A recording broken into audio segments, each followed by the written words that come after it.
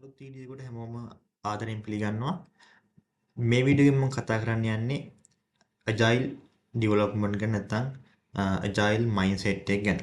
ඉතින් මේ software development වලට agile කියන්නේ ගොඩක්ම වැදගත් දෙයක්. ගොඩක්ම වැදගත් mindset එකක්. සහ ගොඩක් වැදගත් practices වගේක් තියෙන දෙයක් තමයි මේ agile කියලා කියන්නේ.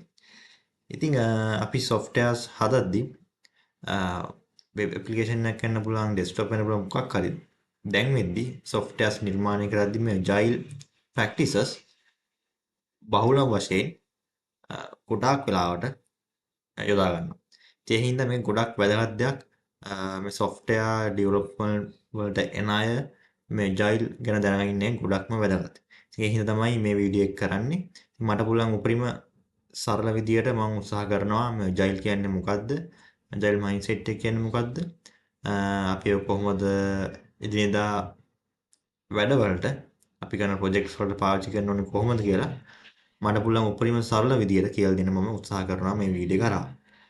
ඉතින් agile කියන්නේ මොකද්ද කියන දේ නිකන් එක්ස්ප්ලেইন කරනවට වඩා මම හිතුවා ඒක මුලින්ම එක්සැම්පල් එකක් අරගෙන ඒක කියන එක මම හිතනවා ගොඩක් ප්‍රායෝගික වේවි සහ ගොඩක් දෙනෙක්ට ලේසියෙන් මේ agile කියන එක වටිනාකම කොච්චරද කියලා තේරුම් ගන්න පුළුවන් වෙයි කියලා හිතනවා. එක්සැම්පල් එකක් අරගෙන පැහැදිලි කරොත්. හරි.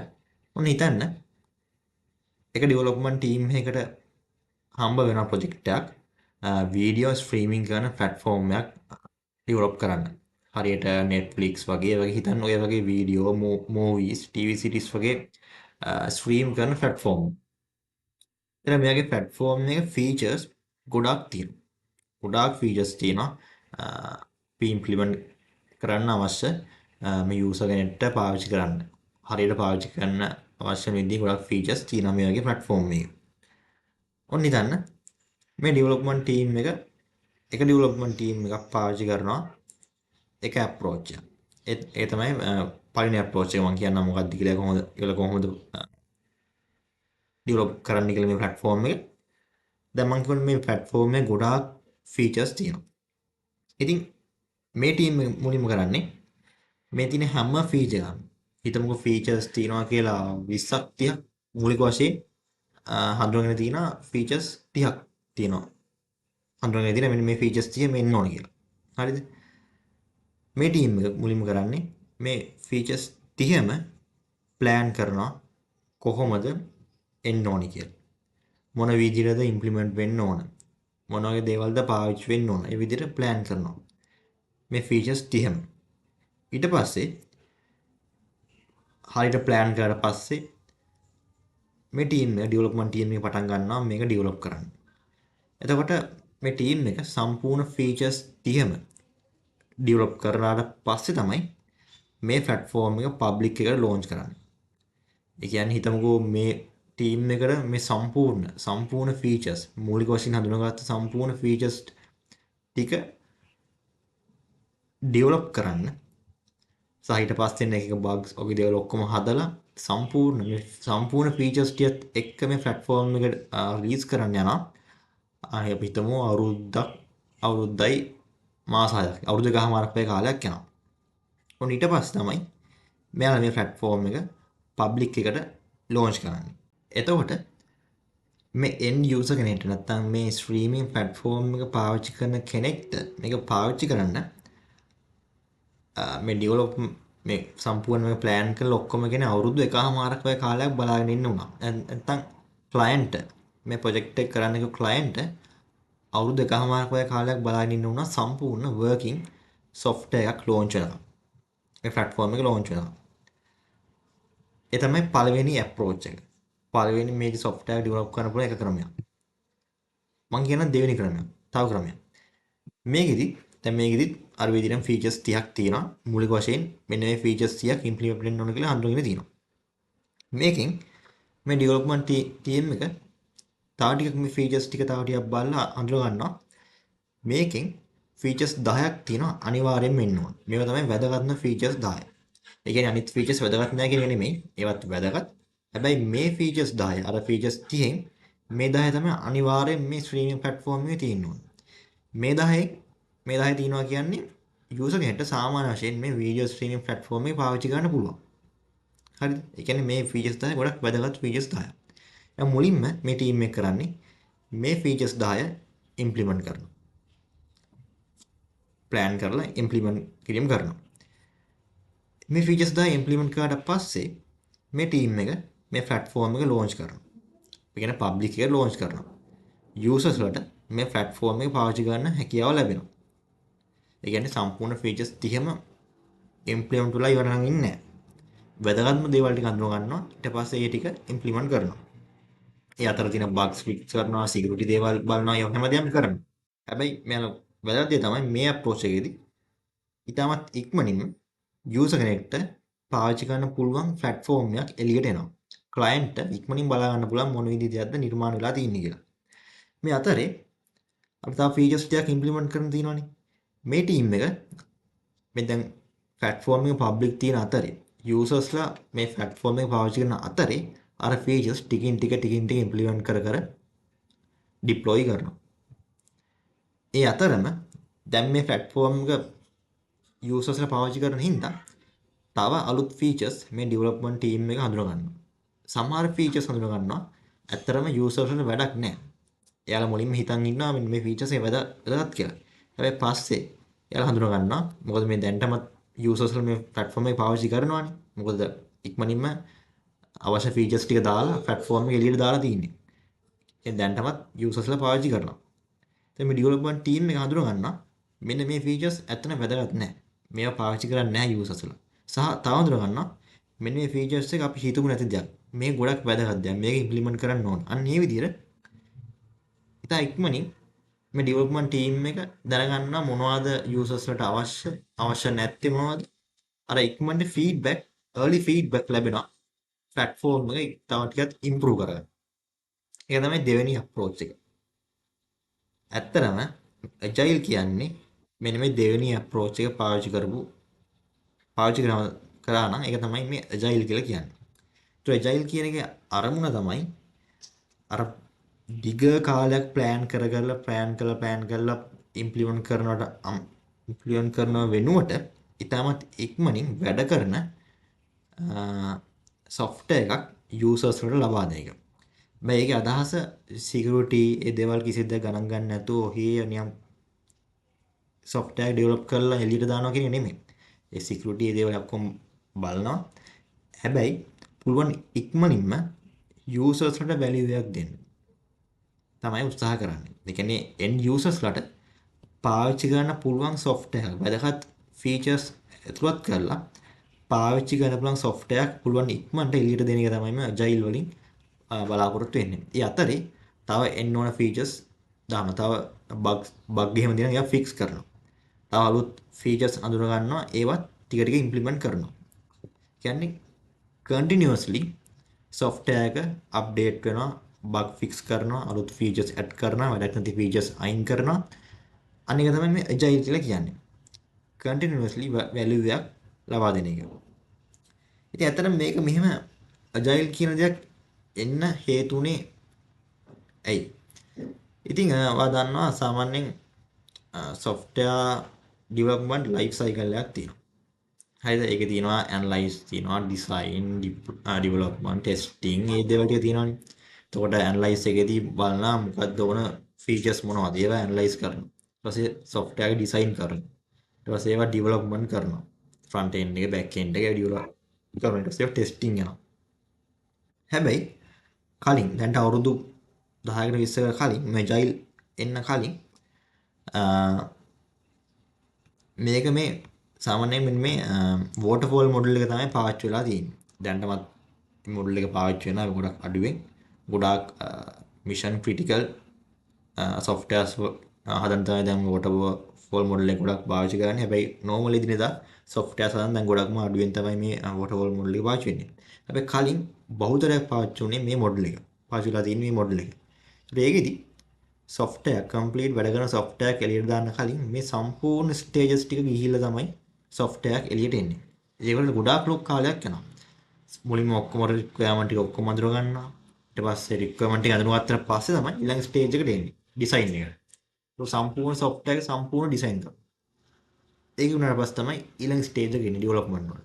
ඒක සම්පූර්ණ software එක ඩෙවලොප් කරනවා. ඊට පස්සේ තමයි ටෙස්ටිං වලට එන්නේ. ඊට පස්සේ ඩිප්ලොයිමන්ට්. එතකොට ඩිප්ලොයිමන්ට් වලට ආවට පස්සේ, ඒ කියන්නේ පබ්ලික් එකට දැම්මම පස්සේ අඳුර ගන්නවා සමහර ෆීචර්ස් ඇත්තටම යූසර්ස්ට වැඩක් නැහැ. හැබැයි දැන් මේ ටික පරක්කු වෙන්නේ. මොකද දැන් software එක ඉම්ප්ලිමන්ට් කරලා ඉවරයි. ඒතකොට ආයි මුලින් ඉඳන් යන්න ඕන. ඒතකොට ඒකෙත් ආයි අර විදිහට තමයි එන්නේ. එතකොට ලොකු කාලයක් යනවා software එකක් එළියට එන්න සහ එළියට ආවට පස්සේ සමහරවිට ඒ සමහර features ඇත්තටම වැඩක් නැහැ. users වලට value එකක් දෙන්නේ නැති features. හැබැයි ඒවා කලින් software develop වෙන අතරේ හඳුනා ගන්න ක්‍රමයකුත් නැහැ. මොකද stage එකෙන් stage එකට එන්නේ. ඉතින් මෙන්න මේ ප්‍රශ්නේ විසඳන්න තමයි agile කියන එක ආවේ. ඉතින් අතරම මේ කියන විදිහට මේ 90 ගණන් වල ඉන්ටර්නෙට් බූම් එක.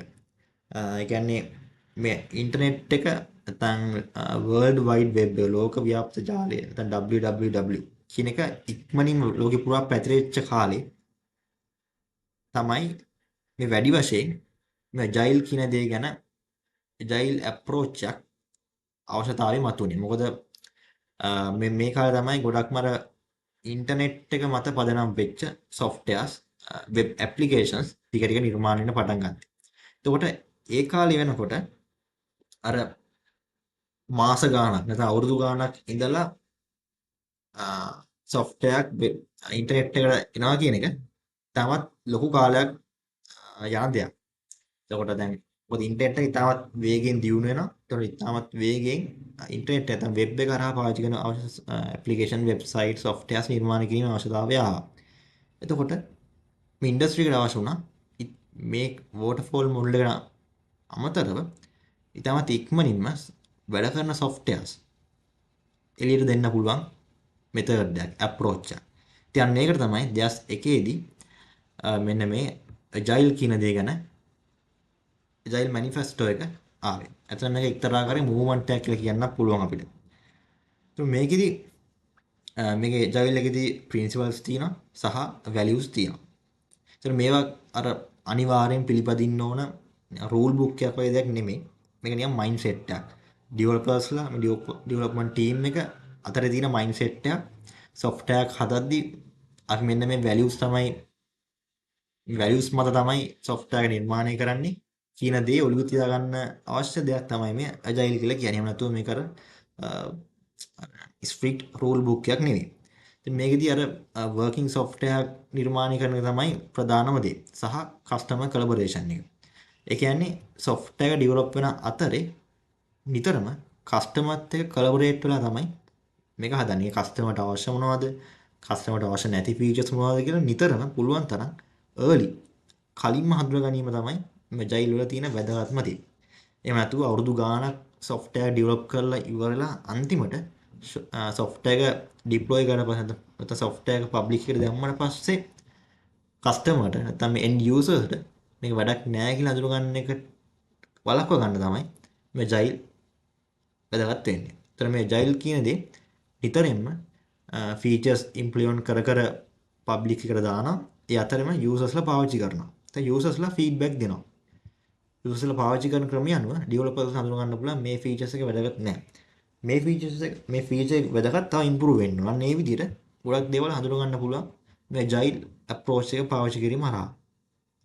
ඒ වගේම responding to change. කියන්නේ change එකක් ආවට පස්සේ ඒක change කරන්න, feature එක change කරන්න මැලි වෙන්නේ නැහැ. මොකද දැන් අපි waterfall model එකට ගියොත් ඒකේ change එකක් ආවොත් ආයේ මුලින්දම මේ stages ඔක්කොම පහු කරන් එන්න ඕන. ඉතින් දැන් deployment වලදී change එකක් ආවොත් ඒක කරන්න බෑ. මොකද මේ stage එක complete වුණාට පස්සේ ඊළඟ stage එකට යන්නේ. ඒකට එන්න ආයේ මුලින්දන් එන්න ඕන. ඒ සම්පූර්ණ stage එකක් ආයි ඉවරලා ඊට පස්සේ ඊළඟට එන්නේ. හැබැයි මේ agile පාවිච්චි කරද්දී එහෙම දෙයක් නැහැ. එක feature එකක් වුණාට පස්සේ තව feature එකකට යන්නේ. එතකොට change එකක් ආවොත් ඒ change එක embrace කිරීමේ හැකියාව agile වලදී තියෙනවා. ඒක තමයි වැදගත්ම දේ. agile මේ approach එක පාවිච්චි කරන එකේ. ඉතින් මම ඔයාලට තව පෙන්නන උදාහරණ වගේක් මට පබ්ලික් එක බලා ගන්න පුළුවන් මේ agile දැන් එද්දි agile කියන එක කොච්චර දුරට පාවිච්චි කරනවද කියලා.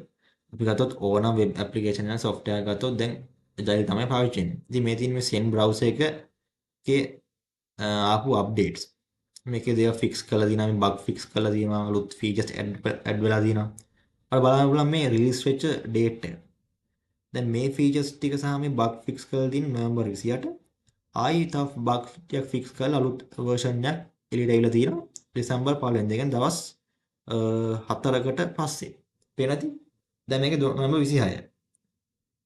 නොවැම්බර් 28. ආ කියන්නේ දවස් 2කට පස්සේ තමයි මේක ඇවිල්ලා තියෙන්නේ. ඒ කියන්නේ ඉතාමත් වේගෙන් බග් ෆික්ස් වෙනවා අලුත් ෆීචර්ස් ඇඩ් වෙනවා. ඒ වගේ දේවල් සිද්ධ වෙනවා. අර මාස ගණන් අවුරුදු ගණන් යන්නේ නැහැ. ඉතාමත් වේගෙන් මේ දේවල් ෆික්ස් කර කර අලුත් ෆීචර්ස් ඇඩ් වෙවි software එකක් improve වෙනවා. ඉතින් මේ තියෙන agile පාවිච්චි කිරීමේ එක උදාහරණයක්. තවත් අපි ගන්න බලන් Adobe ගත්තොත් මේ Adobe Acrobat එක මේ තියෙන අප්ඩේට් වෙච්ච විදිය. ඒ අදාළ bugs fix වෙලා අලුත් version එළියට ආව විදිය තමයි මේ තියෙන්නේ. ඒකෙත් පේනද මේ දෙසැම්බර් 9 වෙන කලින් එළියට දෙසැම්බර් 2. ඒතකොට සතියක් වගේ. ලොකු කල් ගිහලා නැහැ. පේනවද? මාස ගණන් ගිහලා නැහැ. උපරිම සතිය දෙක දවස් ගණන්. ඒ විදිහට තමයි මේ softwares වල අලුත් ෆීචර්ස් වගේ දේවල් ඇඩ් වෙලා තියෙන්නේ. මේ තියෙන agile පාවිච්චි කරන එක හොඳටම පේනවා. ඉතින් agile වල ඒ අදාළ ටීම් එකට තමන්න කැමති විදියට දේවල් agile වල තියෙන values පාවිච්චි කරන්න පුළුවන්. agile වල තියෙන principles පාවිච්චි කරන්න පුළුවන්. ඒක මම කලින් කිව්වනේ මේක අර රූල් බුක් එකක් නෙමෙයි. මේ ටික අනිවාර්යෙන් පාවිච්චි කරන්න ඕනේ. මෙහෙම යන්න ඕනේ. ඊට පස්සේ මේක එන්න ඕනේ. එහෙම එකක් නැහැ. ඒ ඩෙවලොප්මන්ට් ටීම් එකට තමන්න කැමති විදිහට මේ agile වල තියෙන values principles තමන්ගේ ප්‍රොජෙක්ට් එකට ගැලපෙන විදිහට පාවිච්චි කරන්න පුළුවන්. ඉතින් ඕනෝක තමයි agile කියලා කියන්නේ. ඉතින් එච්චරම වැදගත් දෙයක්. මේ ප්‍රොජෙක්ට් වල පාවිච්චි කරද්දී ඔයා තනියෙන් ප්‍රොජෙක්ට් එකක් කරන්න වෙන්න පුළුවන්. ඔයා යුනිවර්සිටි එකේ ප්‍රොජෙක්ට් එකක් කරන්න වෙන්න පුළුවන්. කොහොම වුණත් ඔයාට පුළුවන් මේ agile වල තියෙන principles values පාවිච්චි කරන්න. ඔයා ඩෙවලොපර් කෙනෙක් විදිහට මේ agile කියන දේ ගොඩක් වැදගත්. agile mindset එක. මේක ඇවිල්ලා mindset එක. අපි හිතන විදිහක්. ඉතින් ඔයා මේක බලන්න agile කියන තාටියක් හොයලා බලන්න. ඉතින් agile එක්කම වැඩ කරන්න උත්සාහ කරන්න.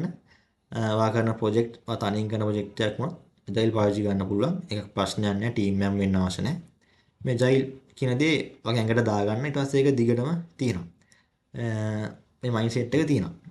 ඕනම software එකක් හදද්දී ඔයාලා ගොඩක් ලේසි ප්ලෑන් කරගන්න, ෆීචර්ස් ඇඩ් කරන්න. ඔයාලට මේ agile එකත් එක්ක ගියොත් ගොඩක්ම ලේසි වෙනවා. ඉතින් මේ mindset එක හදාගන්න. හරි. ඒක තමයි මට මේ වීඩියෝ එක අරන් එන්න අවශ්‍යලා තිබ්බේ. මම හිතනවා මට කියන්න අවශ්‍ය දේ මම වීඩියෝ එකෙන් කිව්වා කියලා. මට පුළුවන් විදියට මම මේක පැහැදිලි කරා කියලා. ඉතින් අපහැදිලි දැනක් තියෙනවා නම් පහලින් කමෙන්ට් එකක් දාන්න පුළුවන්. ඉතින් මට පුළුවන් විදියට මම විස්තර කරන්න. තව ටිකක් විස්තර කරන්නම් ඒක කමෙන්ට් සෙක්ෂන් එකේ. ඉතින් වීඩියෝ කැමති නම් වීඩියෝ එක ඉගෙනගත්තා නම් වීඩියෝ ලයික් එකක් දාන්න. ඒ වගේම subscribe කරන්න මේ විදිහට තවත් software industry ගැන software development ගැන දේවල් ඉදිරියටත් හැම සතියෙම මම try කරනවා වීඩියෝ අරගෙන එන්න. ඉතින් thank you very much video එකත් එක්ක මෙච්චර වෙලා එකතු වෙලා හිටියට. තමත් මේ විදිහේ interesting වීඩියෝ එකකින් ලබන සතියේත් හමු වෙමු. හැම දිනකටම සුබ දවසක්.